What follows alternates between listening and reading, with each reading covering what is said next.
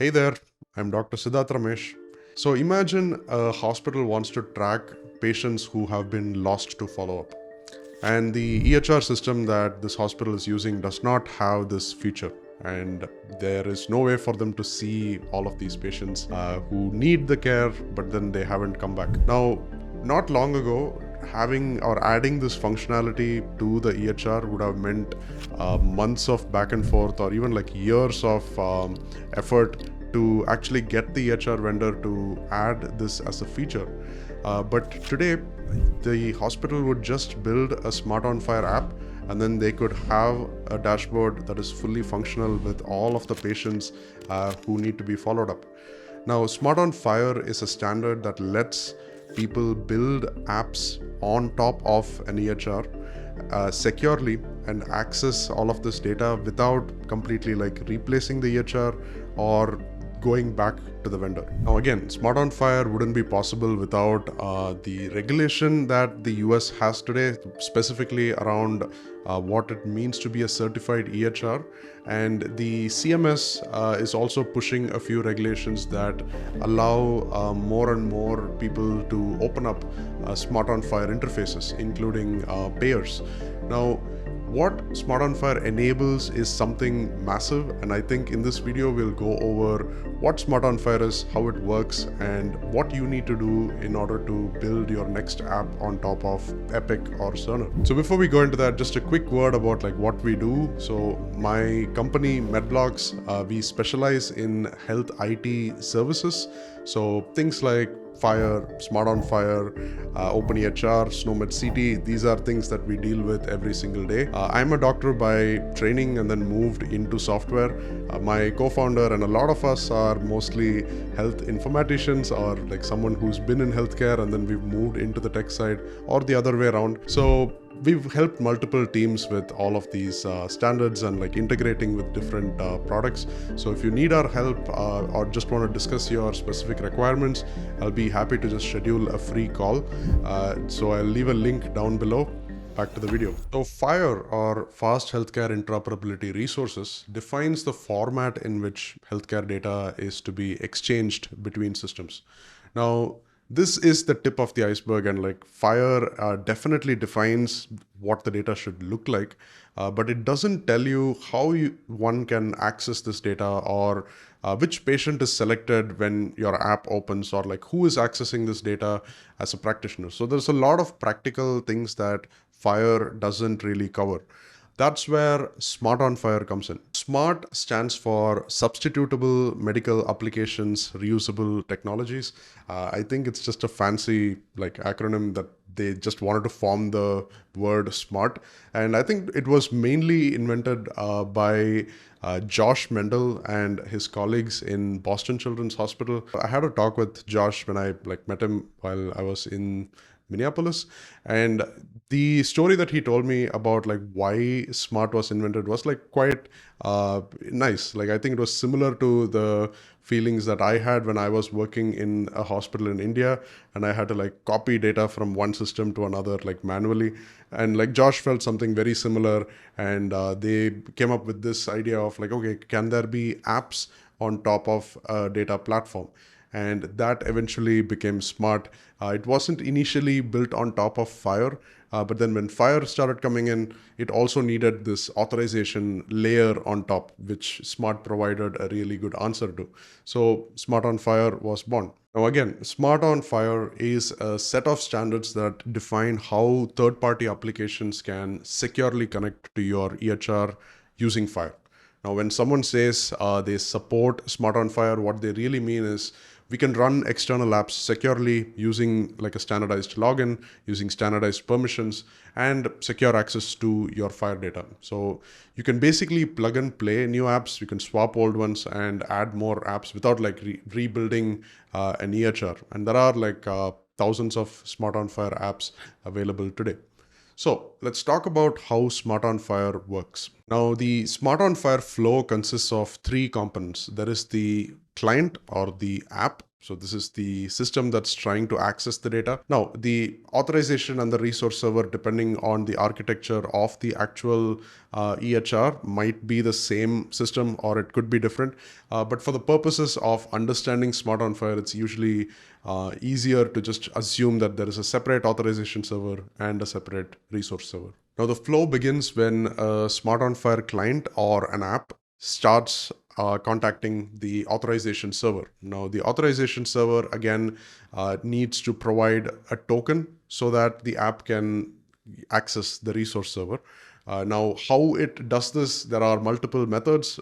Maybe it just asks the user who's logging in for a username and password and a consent screen. You might have seen this if you've allowed another app to log in using Google or Facebook. It's very similar, or it could be completely in the background where there is no user interaction necessary, but the authorization server is responsible for providing the app with a token. Now, once this token is given to the app then uses this token, goes to the resource server, and then says, hey, here's the token, give me the patient resource or give me the observation resource. And the resource server validates the token, sees if everything is okay, and then it grants access to that particular resource. And then the app gets this data and then does something useful with it. Now, this is the basic outline of how a Smart on FHIR app works. Now, typically you'll see three different kinds of apps in the wild. The first one is a patient-facing app. Now, this is where a patient actually logs in on behalf of them into an app. For example, it could be your health app on your iPhone. In fact, all iPhones actually come with this feature now. If you're in the US, you can actually go to your health app and you can try to connect your own records.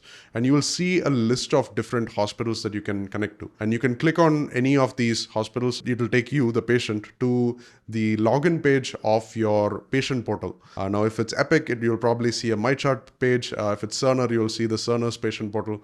And once you log in, it'll ask for your consent. And once you consent to giving this app all your data, you will then come back to the app. Now, the app now has a token as well as a patient ID on who you are in that particular FHIR server.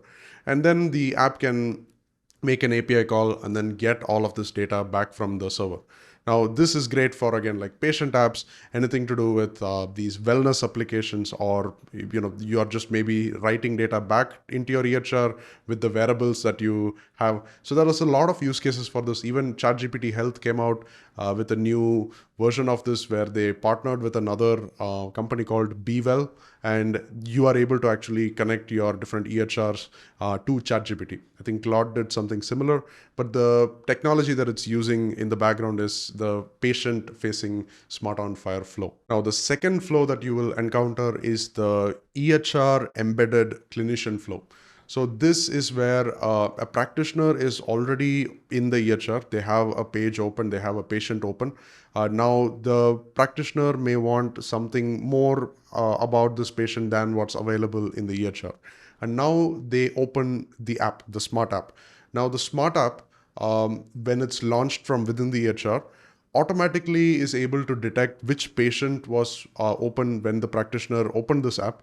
And then there is no login required in this case, because again, the app, what actually happens is it actually goes to the authorization server and then comes back with the token. But then it does all of this in the background without any user intervention. The EHR supplies it with a special launch token that it can use to authorize. And as a result, it also gets the details of who the currently selected patient was. Now, this again can be used for a lot of different use cases. There is a lot of clinical decision support that happens through Smart on FHIR patient apps.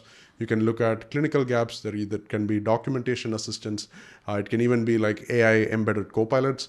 Now, for a lot of clinician workflows, I'm also seeing people use CDS hooks, where again, the practitioner might get an alert on, okay, this patient has something, please check this app. And again, like with the CDS card, you can click on it and you can open up another app as well. So that there's like quite a bit of complicated flows that you can do here. But once you're in the app knows everything about the patient, and it just starts showing everything to do with that particular patient.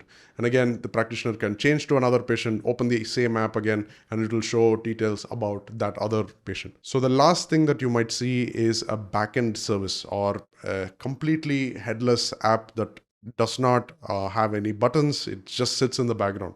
Now this goes to the authorization. It gets access by proving that it is who it says it is, using some fancy cryptography. It uses like JSON keys and JSON web tokens and so on.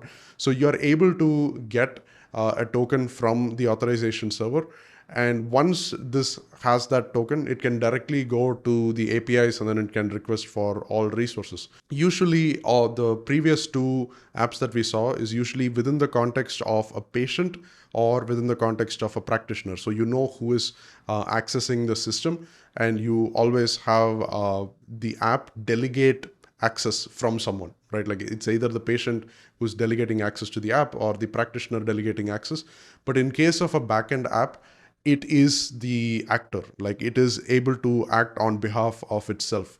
So this usually I see a lot of apps that are heavily analytics driven, get a lot of data from like a system using like FHIR bulk APIs, where you can again like fetch all the data from the EHR if you want. It's used for population analytics. You can again use it for care gap detection. It's used for insurance adjudication purposes. Basically, a lot of big data workloads happen using the backend workflow, and it does not need intervention or authorization from anyone. It just acts on its behalf. And mostly I see read-only apps like pulling all of this data. It can also write data back to the EHR, but it's a bit of a nuanced topic, because then there is no user who's technically like writing data back. It's the app itself. So that raises a few questions. So we've looked at what Smart on FHIR is, what it is, and why it's needed, and how it works in like 3 different ways. And again, if you're more interested in like FHIR, the basics of FHIR, or like Smart on FHIR in general, we have a full fundamental course that's completely free.